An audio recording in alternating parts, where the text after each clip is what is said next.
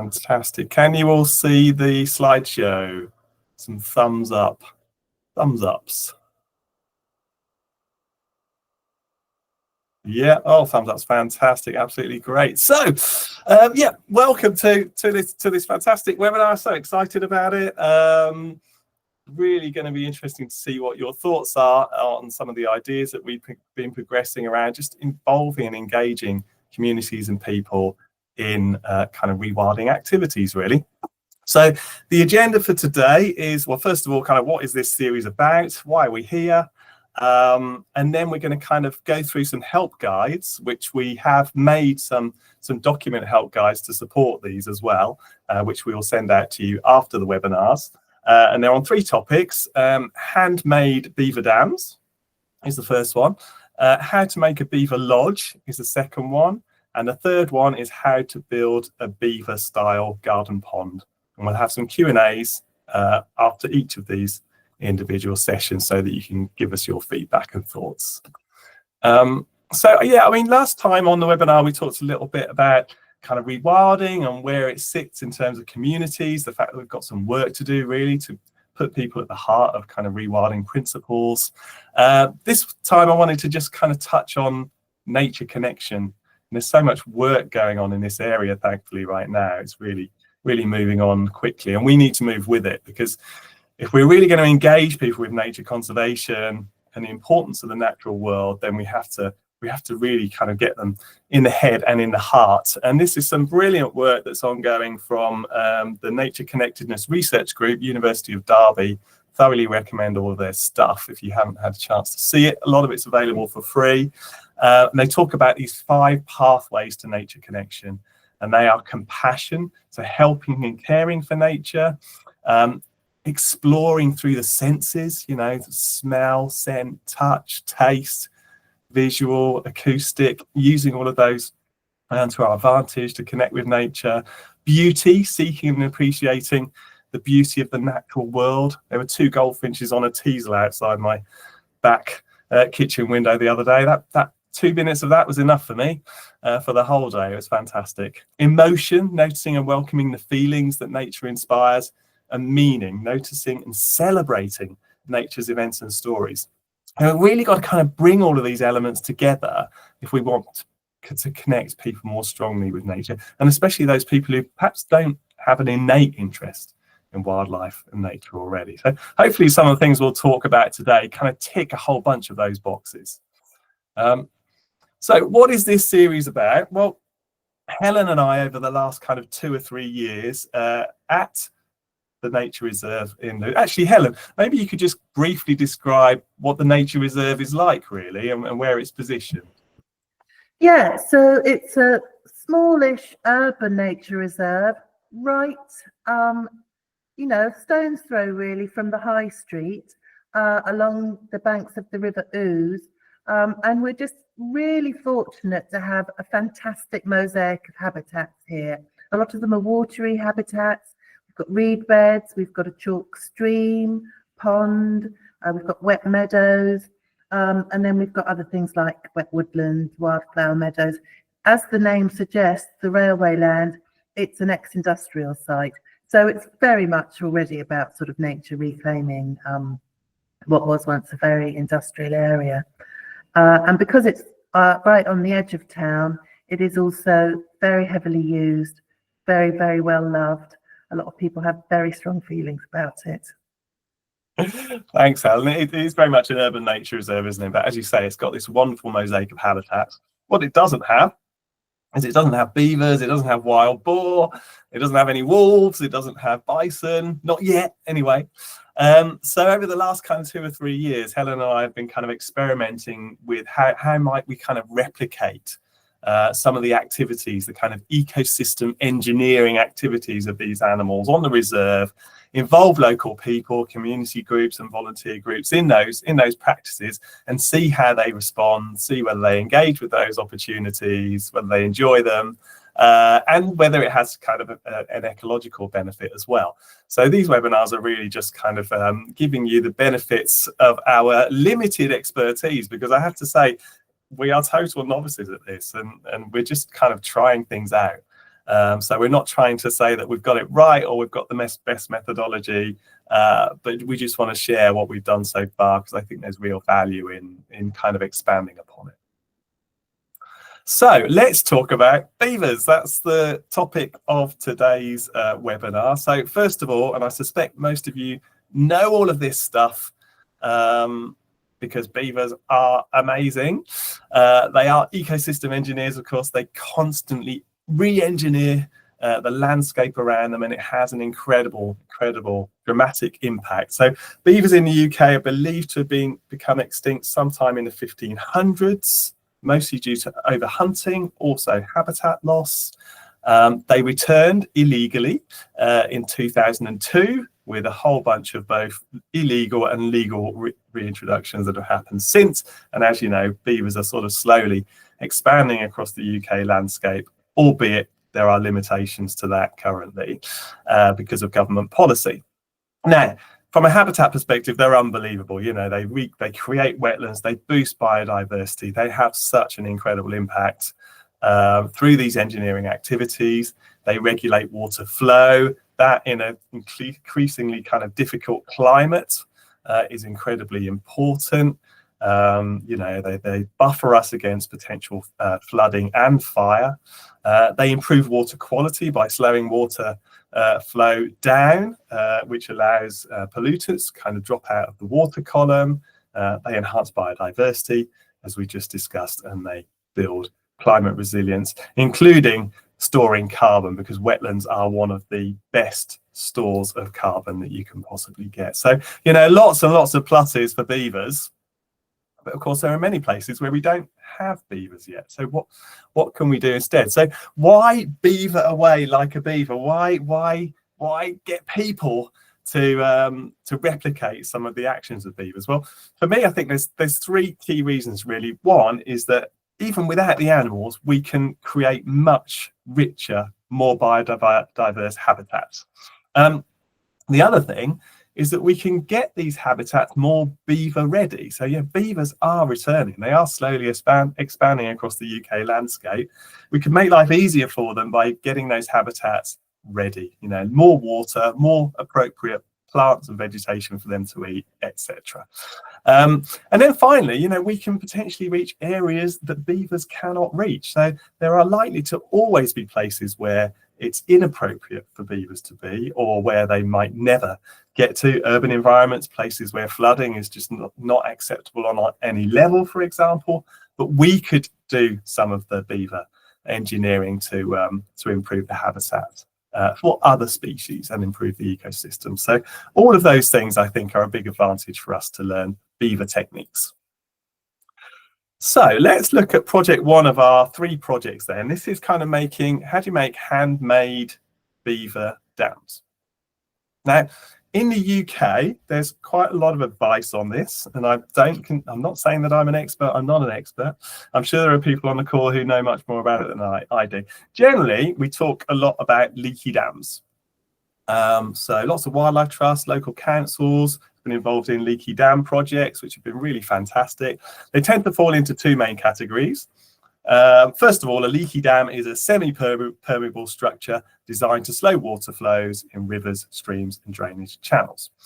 Now, kind of style one is this log structure, which often tend to be placed above the typical level of the watercourse. And you can see this in the images in the slide here, so that they actually only kind of come into effect when you've got heavy flow of water on the river or on the drainage channel. So they sit above the normal flow of the water, but in times of potential flood, they can hold water back. So very effective for flood mitigation. The second type of leaky dam is more about mimicking beavers. So it's replicating the kind of natural retention of beaver dams by using techniques that are similar to beavers. And that promotes wetland formation and biodiversity. But in this presentation, I really wanted to kind of point to what's happening or has happened in the States, in the US and in Canada, because they've been working with replicating these kind of beaver ecosystem ideas for a lot longer than we have. and they're very, very sophisticated at it. And I think we should really kind of look to some of the things that they've been doing. So they talk a lot about, again, two types of beaver dam type structure. One is a beaver dam analog, which is a BDA, and the other is called a post-assisted log structure, PALS. Both human-made structures that mimic the function of natural beavers' dams. So, as I said, they've been developed by scientists and field practitioners in North America. They slow water, create ponds, restore wetland ecosystems, and improve biodiversity and water quality. They have a range of designs proven to be effective at improving habitats in places where beavers are likely to remain absent, but they've also been proven to be beneficial in sites where people are preparing for beavers to return, improving feeding and breeding habitat, and creating dams that reintroduced beavers have gone on to use and improve. And they've tried so many different techniques, and generally the discussions seem to be around the fact that the closer they can make them to the way that beavers make them, the more effective these BDAs have been.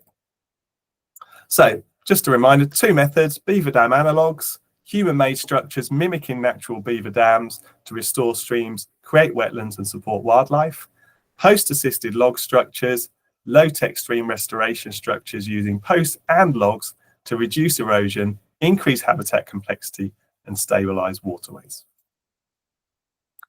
The tools and materials for these generally have involved communities. They've been handmade tools. Or tools that we can use by hand. So it allows people to get into the watercourse and actually actively create these things themselves, which is wonderful. So wooden stakes, natural logs, brush and woody debris, post drivers or sledgehammers, biodegradable ties or twine, loppers and hand saws, mud, leaves and stones. Keeping it really low tech and low key. So in terms of kind of instructions, and there's much more detail given by some fantastic freely available manuals, which I'll point to in the documentation we'll send out after this presentation. So this all comes from these guys in North America. It's not coming from me. But for the beaver dam analogues, basically choose a site. Select a location with signs of erosion, poor water retention or degraded habitat. Ensure there are no active beaver population in the area. Plan the design, so decide on the type of BDA. So we'll look at these in a minute, but there are post and weave, there are channel spanning, or there are partial BDAs. Drive-in stakes, space these stakes 1 to 2 feet apart across the channel. Ensure stakes are deep enough to withstand water pressure. And then weave and fill. So add natural brush, logs and debris between the stakes, backfill with mud and leaves to seal gaps, but allow water flow. And then monitor and maintain. So check after high water events and repair as needed, just as the beavers would. And this fantastic illustration here from, they've got a great pocket guide in this low-tech process-based restoration of riverscapes document that I'll share the link to.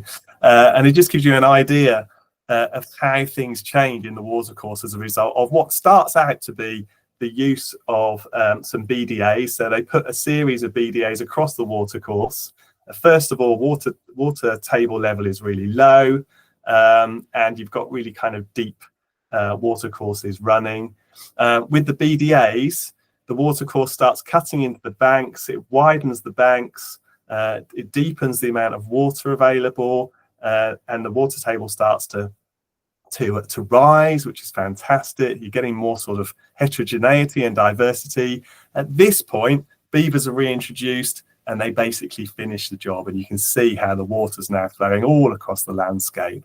And it's much more biodiverse, or certainly much more potential for biodiversity as a result. So people have started the process off and beavers have finished it off, which is a lovely story.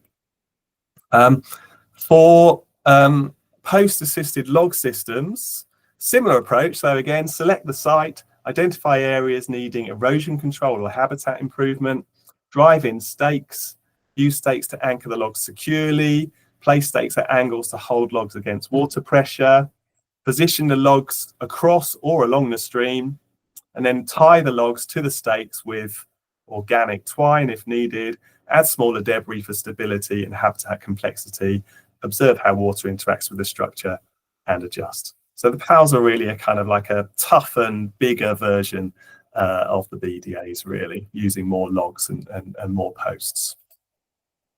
Tips for success: work with the stream, let the natural flow guide the placement and design of these structures, use local materials, avoid introducing non-native vegetation or wood, build in sequences. Multiple small structures are often more effective than one single large one, and then engage experts. So consult with local ecologists or land managers to optimize your design. And then very importantly, kind of important considerations to consider before starting any of this. Avoid impacting critical habitats or diverting too much water. Ensure downstream water users are not negatively affected. Obtain permission from the relevant authorities. So in England, that would be the Environment Agency. In Wales, it's Natural Resources Wales. In Scotland, it's Scottish Environmental Protection Agency, SEPA. And for smaller watercourses, you typically need to contact your local lead flood authority or the Internal Drainage Board. So that permission is really key. And then, of course, we're dealing with water here and people in water. So personal protective equipment, risk assessment and health and safety is absolutely essential. So here's a schematic, and it just gives you an idea of kind of like the diversity and almost the kind of play, really, that the North Americans have kind of used to sort of really design these different options for kind of mock beaver dams. So on the left-hand side of the PALs, you can see some of them are attached to banks. They also use mid-channel PALs, which aren't attached to the banks, and then channel spanning PALs. And then with the BDAs, you've got ones that don't have any posts, which would replicate obviously very closely the way beavers act.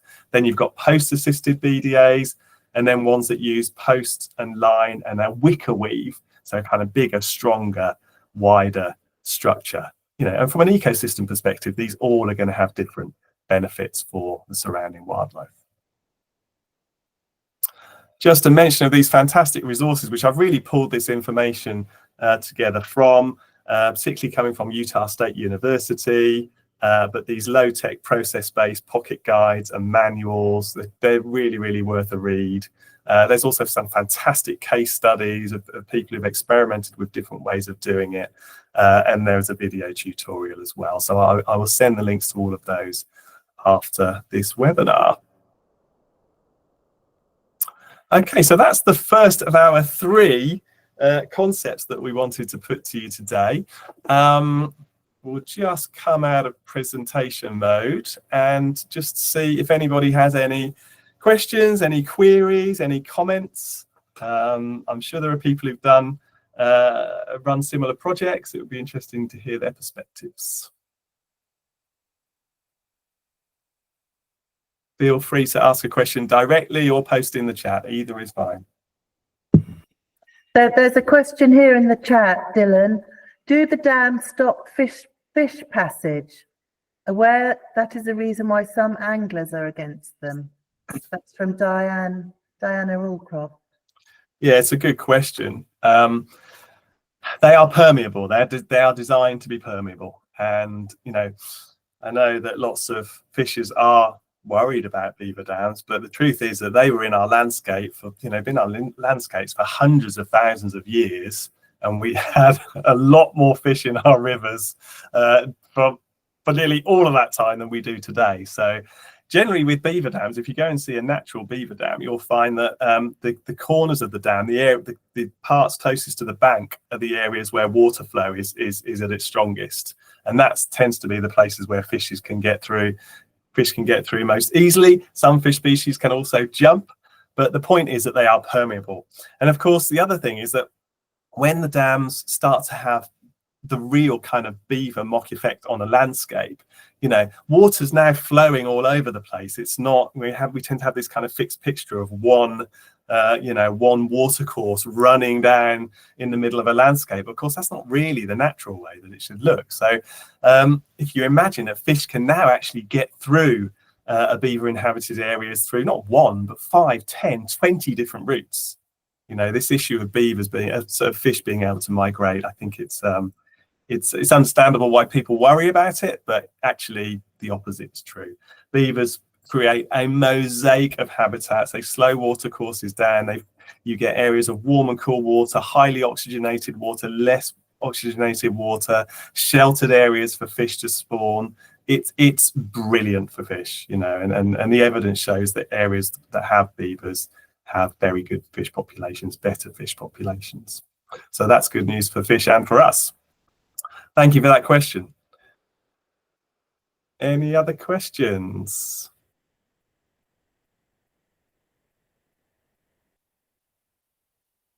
All good. Dinah, can't hear you, Dinah.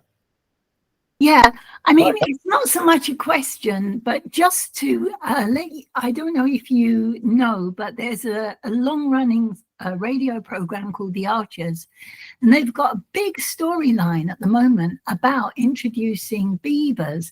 And it's kind of interesting because in Lewis, loads of things that they do on The Archers, we're kind of simultaneously, without meaning to, doing in Lewis. It's really peculiar. I wonder if there's a mole. But the storyline is good because it talks about all the reasons why people are up in arms against it. There's a whole load of farmers against it. There's a whole lot of other people really for it. And it's just current. So it's, you know, the last big one was herbal lays. They kind of went into that. So that's all I wanted to say, because it means that it's in a lot of people's consciousness at the moment, and the arguments are kind of being wiped out on that program one by one. So I'll be quiet now. Well, that's good. I mean, that's good. I think, you know, I'm not sitting here as an expert on beavers. I was lucky enough to go on a beaver training course with Derek Gow in Bavaria last year, and that was really interesting because we talked to the head of the Farmers Union for that area. By way of an example, and I think it would be wrong for us to sit and say beavers are wonderful and they don't cause any damage, because they do cause damage. They can cause damage. They can cause local flooding. They can also dig a big beaver hole, you know, through an embankment, and somebody's tractor or combine harvester in the field above it can potentially sort of collapse in, and that, you know, that can slow down an important moment for harvest, for example. So there are issues, and what the ex-head of the Farmers Union in Bavaria told us was that at the beginning, I mean, they've had beavers for 20, 30 years now, so they've gone through all of these problems, and they're basically across the whole of the state. But in the beginning, the kind of support and the financial compensation wasn't in place, and that really frustrated farmers. But that was resolved, you know, in the first kind of decade, and after that point, you know, it's not been really a huge issue for farmers, to be honest. And actually, some of the sites we went to, farmers were wanting to keep beavers now deliberately, because with climate change and, you know, increasing drought in summer, they were realizing that some of the ditches around some of their agricultural fields, a lot of maize there, it was the ditches with beavers in that were actually retaining enough moisture in the water table to ensure that they were getting a decent crop. So they were not wanting to take beavers out of those fields. So, you know, it's a change in perspective, and it takes time. And yeah, we have to be aware that there are potential problems. They're entirely manageable, and they're easy to compensate for. They're not expensive overall in the bigger scheme of things. And I think in Bavaria, even though beavers are across the entire state, it's only 5% of the entire landscape that they're capable of occupying. So yeah, 5% is a pretty small area of land. So all of these things are the learnings that we need to go through now. Dave Allen has got his hand up, I think, Dylan. Yeah, hi, Dave. Hi, Dylan, Helen, everybody. I'm sorry, I joined a little bit late, in fact, just about 5 minutes ago. So you might have covered this, but I've always wondered, do beavers ever get it wrong? I mean, do they overflood and, you know, compete against each other for different waterways and holdings, and then that starts to get over the top? And, you know, how do they? I almost feel as if it's like, you know, like the navigation system that a bird has that's transcontinental. I mean, we don't really understand it, but they always get it right, and they get from A to B. But I just thought that it's got a similar kind of theoretical thing in my mind, how beavers manage countryside. Mm. So without kind of getting it wrong or tumbling over themselves. Sorry. Yeah, it's a really good question. I mean, not sure I'm the best person to answer it, but I guess certainly from being out in Bavaria, I think it was clear that the beavers have kind of got to the maximum of the available habitat, which is 5% or less of the land. Now, obviously, most of the land in Bavaria is very similar to what it's like here, in England. It's managed by people for people. So you can always argue that there's more potential space for beavers if that management changed. But in terms of what's available to them now, once they're at capacity, it's no different to any other species. Any nightingale can only breed in scrub. So it's the capacity of the scrub is the capacity, and so there's more fighting between animals for territory because because that's the available land. I was just thinking, before beavers are introduced, there must be some kind of like analysis that says, well, once they're in, then this is what we think will happen. Okay, but then once they're in, what we think will happen doesn't happen. How do we kind of manage that? Maybe it is a question for a beaver expert. Yeah, probably not my best strength. I think there's a lot of great work happening out there with organisations across the UK, some of which may well be on this call. Lots of great habitat mapping work. There's lots of lessons that we can learn from across Europe and North America in terms of how we kind of mitigate for the issues that they do cause to people and property, etc. It's all been done. And I think we just have to kind of replicate the learnt lessons. And actually, this could be quite a smooth transition. And do the education piece. That's the other one, which is kind of what this webinar is all about, really, is make sure that people understand that the risk isn't as big as they perhaps worry about. And the benefits are potentially huge. Mm. Okay, thanks, everybody. We're kind of halfway through. Oh, Helen. I just quickly wanted to share a couple of comments from the chat box. One is from Emily, who has made the very, very good point that actually collecting baseline data and then monitoring change is obviously really important. And then Chrissa had made a point following on from Dinah's point about the archers, about the potential harm that it can do of sort of associating beavers with the badger problem and sort of pitting farmers against beavers, which can be damaging, obviously. So I think it just illustrates what a complex issue it is, really. Yeah. Thanks, Helen. Okay, so we'll move on to part 2 of the presentation now. Hopefully you can everybody see that okay? I'm looking for some more thumbs up. Yeah, great stuff. Thank you. Thanks, everybody. Okay, so this is moving from the sublime to the ridiculous, really. So this is how to make a beaver lodge, and why? Why would you try to make one? So we've been playing around with this, and we had a lot of fun with it, I have to say. So a few reasons, really. So a handmade beaver lodge can do 3 great things, in our opinion. First of all, it educates and inspires. It helps people to learn about beavers, their behaviours, and their ecological roles.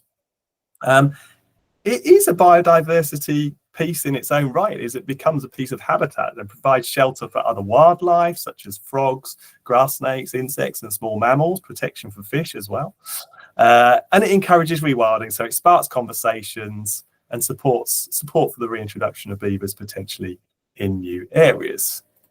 So how do beavers build lodges themselves? We need to kind of understand that before we try to replicate their activities. So first of all, choosing a site. Beavers select slow-moving streams or ponds, often near food sources like willow, poplars and birches.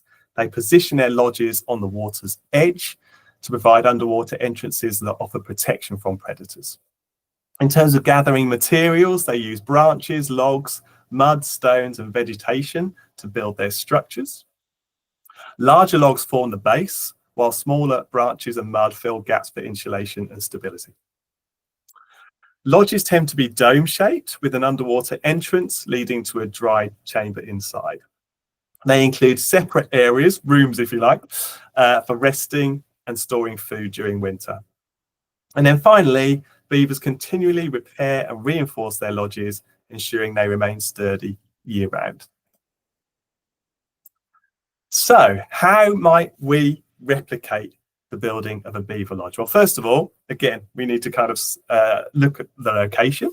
So selecting a site that's near a pond or stream, and then kind of thinking about the purpose of the build. So is this built as a wildlife shelter? Is it an educational tool? Is it both? And then what kind of materials can we gather? So using locally sourced natural materials that mimic the resources available to local beavers seems like the sensible thing to do. So using a mix of sizes of logs and branches, willow, birch and similar vegetation, making sure there's available mud and clay for sealing gaps and adding weight, and then also adding stones for the base layer, which adds stability to the structure. And you can see pictures here of the beaver lodge that we built last summer on the railway land, and it's great just seeing families and kids getting involved in this. It's the best thing these kids have done all year, I think. They just absolutely loved it. So building the foundations, lay larger logs across the base of the chosen site to form a stable platform, ensure there's a slight slope to direct water away from the lodge, then construct a frame above that, so arrange smaller logs and branches in a dome shape, weaving them together to create a sturdy skeleton, and then leave openings for entrances. So if we're replicating a real beaver lodge, we need to have at least one entrance, which is an underwater entrance. Others could be above water. Then we need to kind of add insulation to the lodge as the structure is really taking place. So this is where we can stick loads of mud and clay and leaves to kind of create a sort of waterproof shell. And we can layer in additional branches and mud for more insulation and durability. And then finally, kind of holding some sort of opening ceremony, a bit like, you know, smashing the bottle against the ship that's sailing into the sea for the first time, kind of really celebrating this is a kind of community achievement. And then talking more about the value, the importance of the lodge and how it fits in with the wider kind of engineering efforts of the beavers, which is so important for all the reasons we've already mentioned. And then thinking about using interpretive signs or guided tours to educate visitors. We had a QR code next to our lodge that just asked people whether they would like to see beavers return to the area, for example. Tips for success: work with nature, use native materials and mimic natural designs, engage local communities, involve local groups to foster stewardship and awareness, and monitor the lodge, observe how wildlife uses the structure and adjust as needed. And I would add to this as well, I think it's really great not to give your team of people who are building too much advice and information. Just show them some pictures of beaver lodges and say, this is how you build this thing, is up to you. These are materials. You know, use your own creativity, and giving them that kind of freedom within a structure often means that they come up with some very cool design ideas or use the materials in a way that you didn't expect. And that makes it much more fun for you as the organizer and for them. So that's number 2 of our 3 ideas. I'll hit the stop on presentation. Anybody got any comments, thoughts, or ideas for doing a better beaver lodge? Fire away. Helen, I don't know if you have anything to add on the beaver lodge. Yes, I do. I would say it was just brilliant fun. I mean, the people who came and did it had an absolute blast. A lot of people who I'd never seen before, you know, came and joined in. The lodge is now collapsed somewhat. That doesn't matter, you know, it's in a pond that has been overrun with rudd. Interestingly, you know, the conversation earlier about how fish move across water bodies, we have got a pond that, because of the flooding on the nature reserve, has become completely dominated by rudd, who are now acting as an invasive species within the pond. They've eaten everything.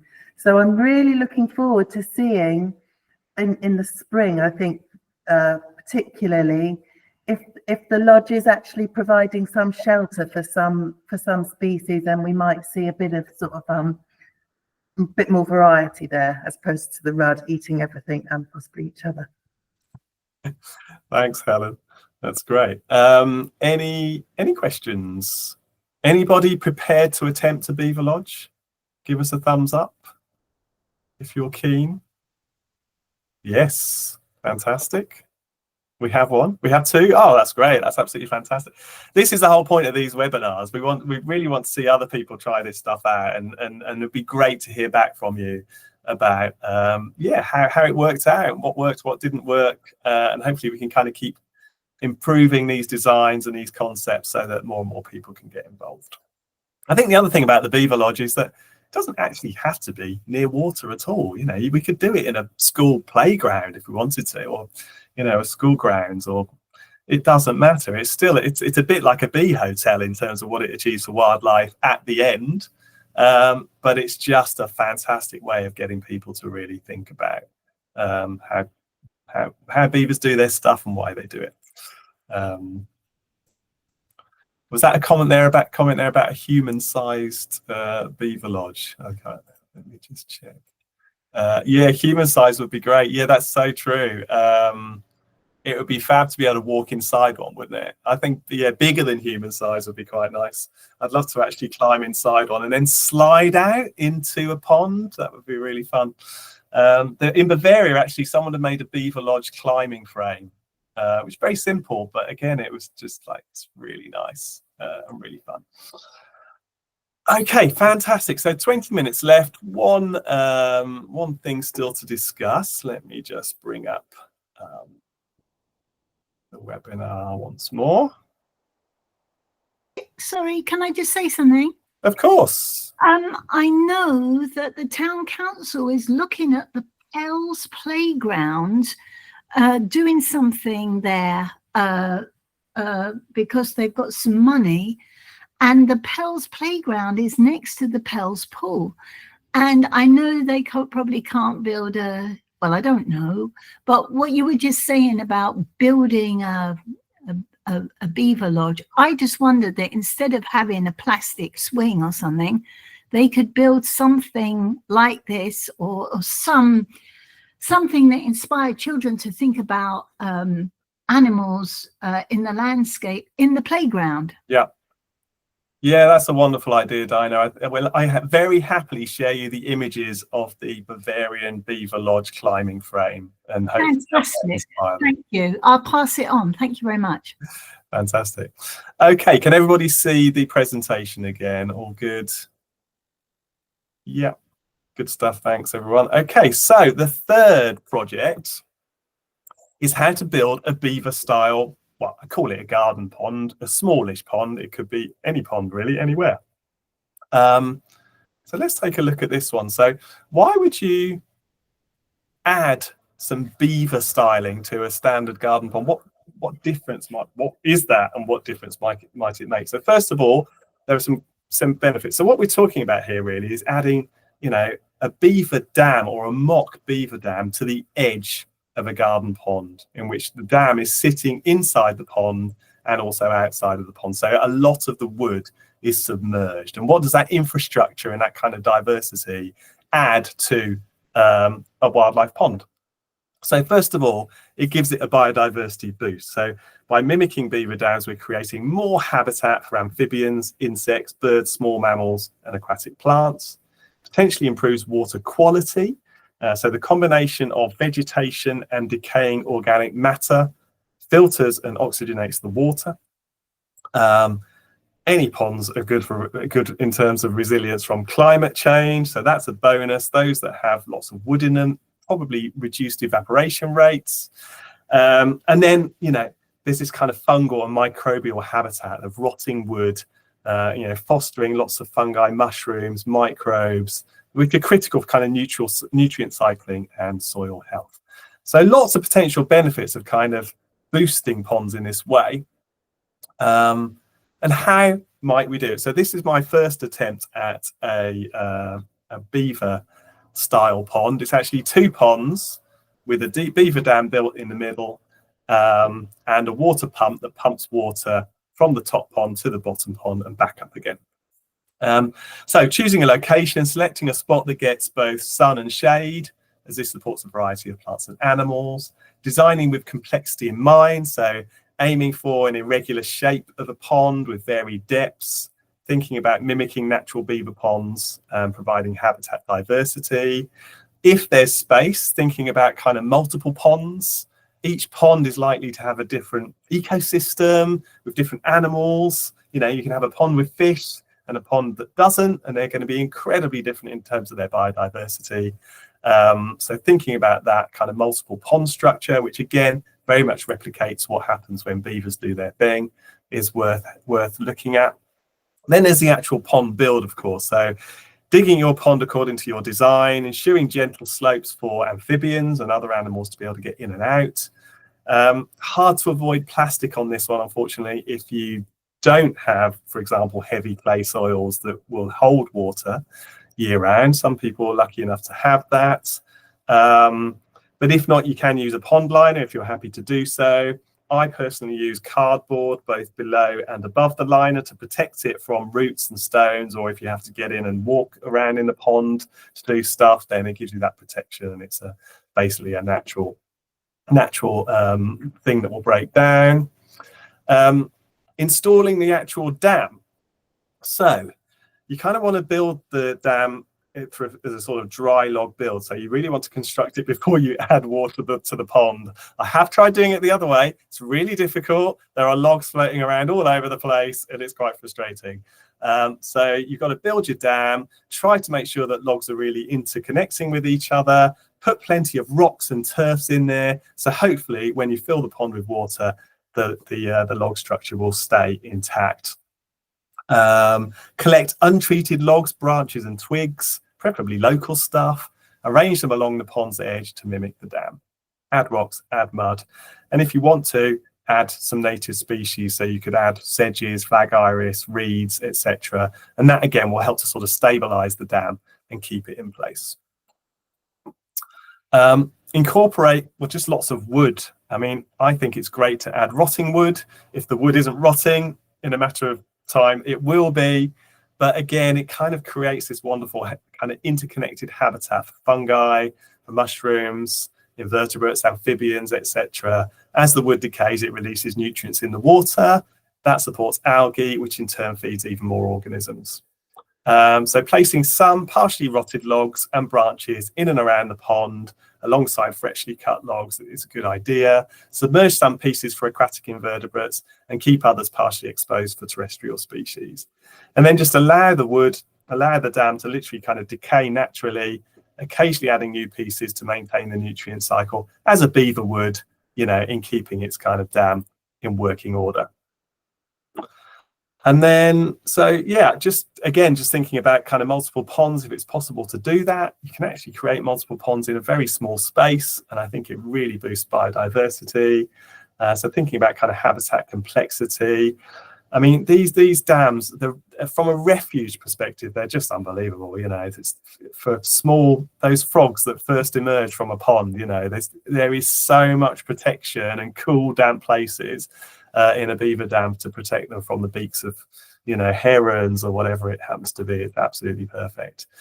You could also consider sort of creating channels between ponds. So, you know, again, you might need to use butyl or plastic to be able to do that. It might not matter. You might be able to create ephemeral stream beds using clay that just allow water to flow from one pond to another when there's heavy rainfall, or you could use solar powered pumps to move water around between these different ponds, you know, which again creates more interest, makes it more of a feature, make it more of an interesting kind of design for gardeners. And then just, you know, try and let nature take its course. Avoid overly manicuring the area. It has its own beauty. Monitor your ponds for sort of non-native invasive species and remove them quickly. That requires some knowledge. If you need a local expert, you know, reach out, see if you can find one. Add logs, mud and vegetation as needed to mimic the natural evolution of the pond.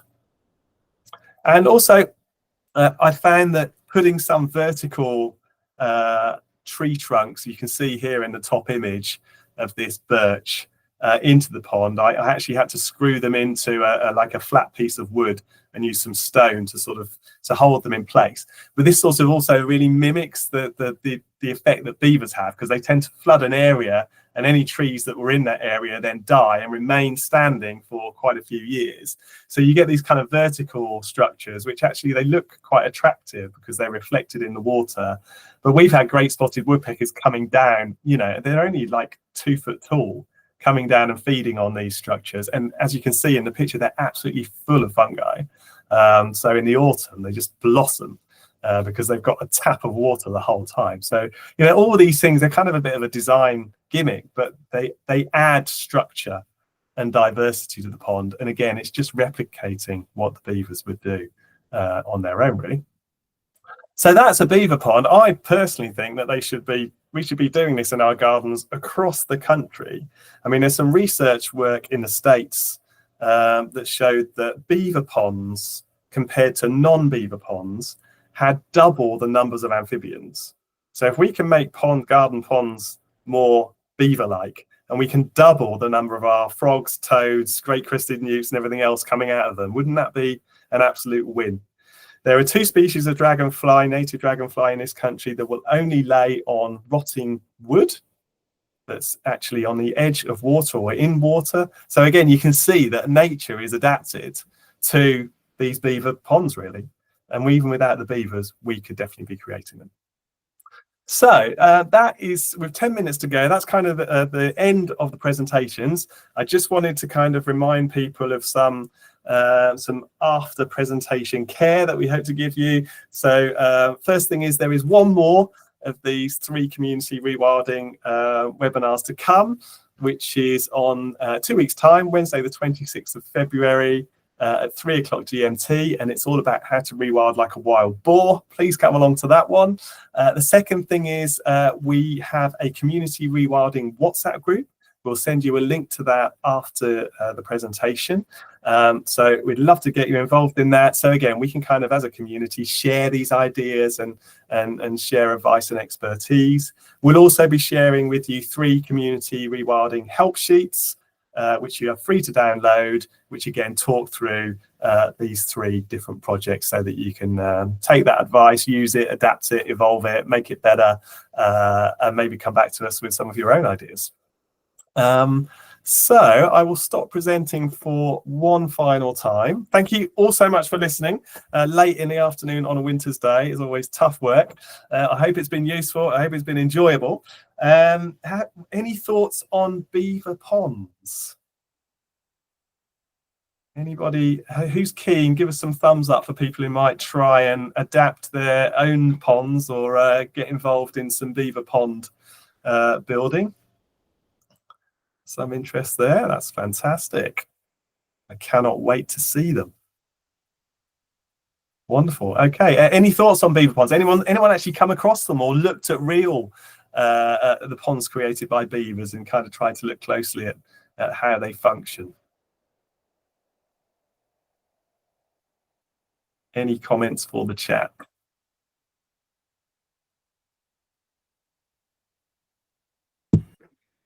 Generally supportive comments about standing deadwood, particularly Dylan, and also some suggestions about using geotextile rather than cardboard, you know, just to make the investment a bit longer lived.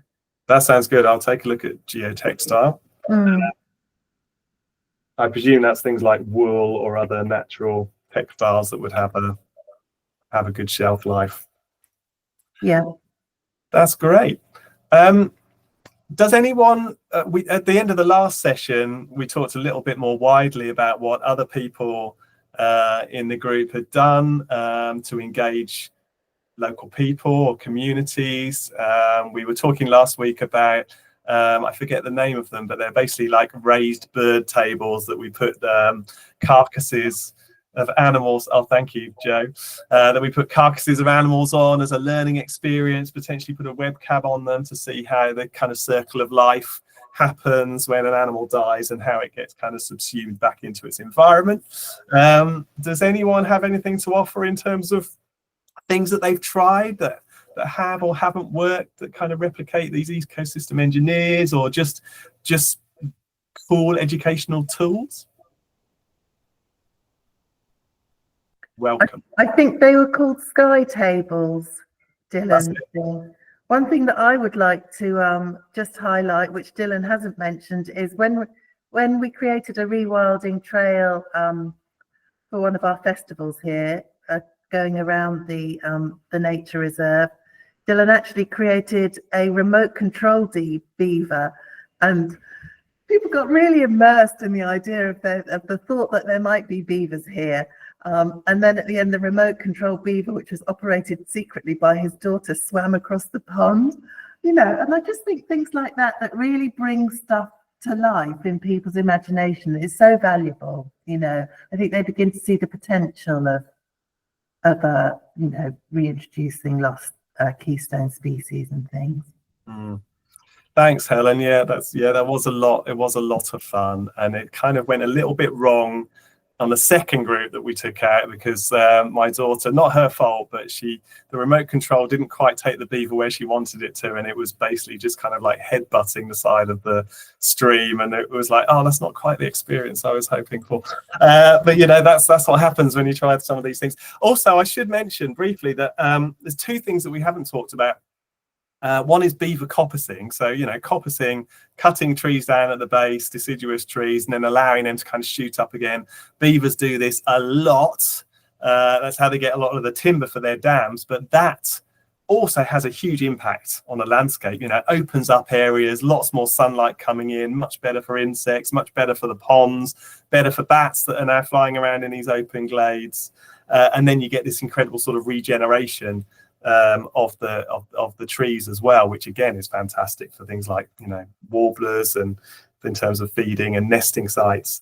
But yeah, I think if we're doing coppicing, maybe thinking about coppicing like beavers is quite interesting. We've tried that, and you end up with a lot of wood chip around the base of the trunk, which I'm sure animals would use, and certainly it will degrade into the soil much more quickly.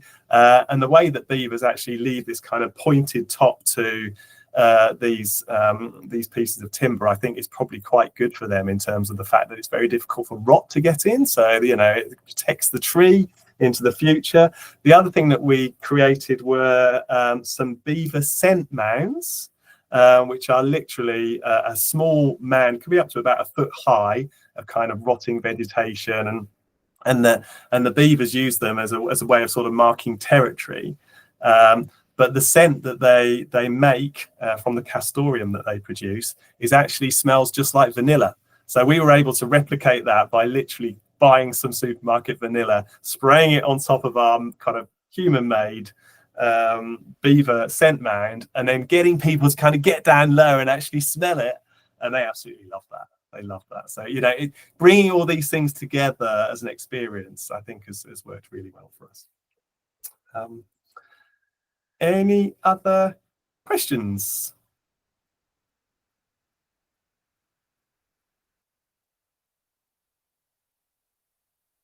Helen, do you have anything else that I might have missed? I can't think of anything, Dylan. All good. All good. In that case, and this is exceptional for me, I think we may be finishing 4 minutes early.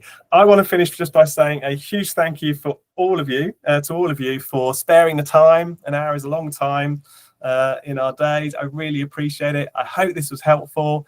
Just a reminder that we are recording. If anyone does have an issue with that, please do contact with us over the next 24 hours. After that, we'll release the video, send you an email with a link to that, and a link to these help guides and the WhatsApp group. And we hope to see you on the next session in 2 weeks' time. Thank you so much. Thanks, Dylan. Thanks, Helen. Appreciate it.